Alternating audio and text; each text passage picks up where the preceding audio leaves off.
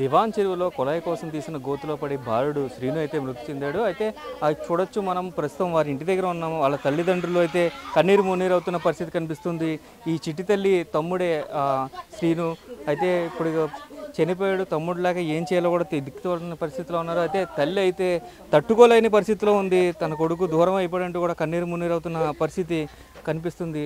మా చెప్పండి, అసలు ఎప్పుడు ఎప్పుడు ఎప్పుడు అంగన్వాడికి వెళ్ళి వచ్చాడన్న కొడుకు. అంగన్వాడిలో వచ్చాక బాగానే ఉన్నాడు. 5 దాకా ఉన్నాడు అన్న కొడుకు.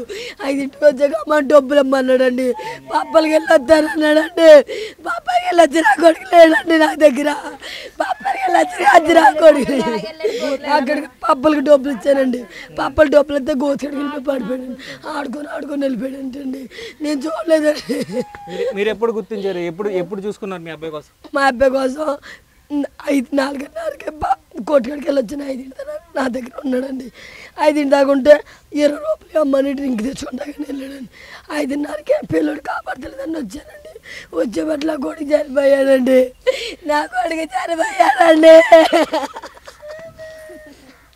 నా కొడుకు పడకండి, ఇప్పుడు బాధపడకండి. ఇప్పుడు పంచాయతీ అధికారుల నిర్లక్ష్యం వల్ల ఇది అంతా జరిగింది అనుకుంటున్నారు. అవునండి, పంచాయతీ ఆపించానండి. వాళ్ళు కొయ్యి తీసిన వల్లనండి నా కొడుకు చచ్చిపోయాడు. ఆ కొయ్యి తీసిన వల్ల నా కొడుకు చచ్చిపోయాడండి. ఆ గొయ్యి వల్లేనండి నా కొడుకు చచ్చిపోయాడండి. చూడొచ్చు, పూర్తిగా ఈ గోయితిని తీయడం వల్లే కొడుకు చనిపోయాడంటూ తల్లి కన్నీరు మున్నీరు అవుతుంది. తండ్రి అయితే ఏం మాట్లాడలేని పరిస్థితిలో ఉన్న పరిస్థితి కనిపిస్తుంది. పూర్తిగా వీరి కుటుంబ సభ్యులందరూ కూడా కన్నీరు మున్నీరు అవుతున్న పరిస్థితి కనిపిస్తుంది. పూర్తిగా చూసుకున్నట్లయితే మేనల్లుడు కోసం అత్త విలపిస్తున్న పరిస్థితి కనిపిస్తుంది.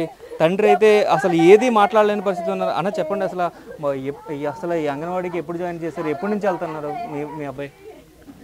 మా అబ్బాయి అయితే చాలా నుంచి వెళ్తున్నాడండి. సంవత్సరం బట్టి నుంచి వెళ్తున్నాడండి. పొద్దున్న ఉప్పం బల్లే పంపించానండి. బల్లేకి వెళ్ళాడండి.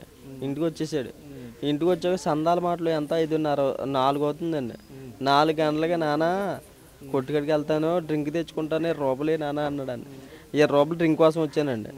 అదే డ్రింక్ డబ్బులు ఇస్తే ఈ లోపల నాకు ట్యాంక్ ఉందండి. ట్యాంక్ మీద కడకొస్తే కొట్టండి. అక్కడ అయితే చిన్న గొయ్యి ఉందండి. ఆ గొయ్యి అయితే ఇంచుమించు బాడీ లోతు వద్దండి. నీరు బాడీ లోతు వద్ద తీసి అలా వదిలేయారండి. కనీసం కంపలు కూడా కానీ పెంచింగ్ కానీ ఏమీ వేయలేదండి. అలా వదిలేయారు. అది వీడు మరి అలాగే వెళ్ళాడు తెలియదండి. ఆ గొయ్యిలో పడిపోయాడండి. పడిపోయి నేను సెంటర్లోకి వెళ్ళి వచ్చే లోపల పేనం పోయిందండి.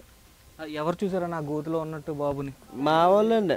మా వాళ్ళు ఏం చేశారంటే అలాగే వెళ్తుంటే పైకి తేలిపోయిందండి. కాళ్ళు తేలినాయండి. కాళ్ళు ఏంటబ్బాని లేపేపాటికి మా పిల్లోడండి తేలిపోయిందండి. ఎందుకంటే జీవితం, ఎందుకంటే రాజకీయం పోయిన జీవితానికి ఇంకెందుకండి.